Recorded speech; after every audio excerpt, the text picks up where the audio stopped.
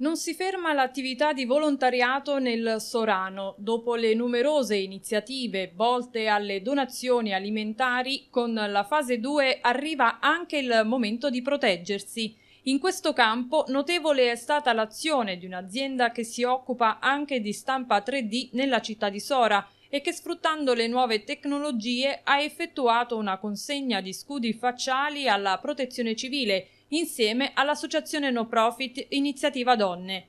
Recente è anche un'ulteriore consegna di queste supervisiere che ha visto beneficiarne l'ente comunale. 20 scudi protettivi in plexiglass molto utili e leggeri saranno infatti destinati agli agenti della polizia locale.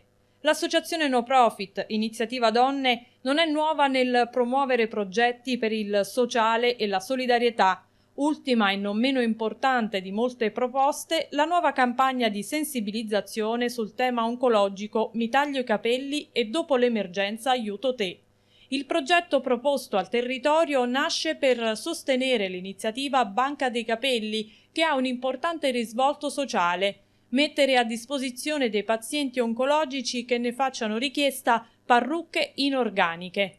L'iniziativa ha riscosso già l'entusiasmo di molti sindaci. Oltre al primo cittadino di Sora, rispondono positivamente alla chiamata anche i sindaci di Isola del Liri, Arpino, Castelliri, Campoli Appennino, Pescosolido, Posta Fibreno, Fontechiari e Casalvieri. I professionisti che vorranno aderire potranno raccogliere i capelli dei clienti, che potranno tornare nei saloni di bellezza non appena riapriranno le attività. Continua l'attenzione alla realizzazione di campagne a favore della comunità. Infatti anche in tempo di emergenza la solidarietà non si ferma. Ringraziamo i primi 10 sindaci che hanno aderito all'iniziativa, nata in provincia di Bari e condivisa dall'Associazione Iniziativa Donne di Sora.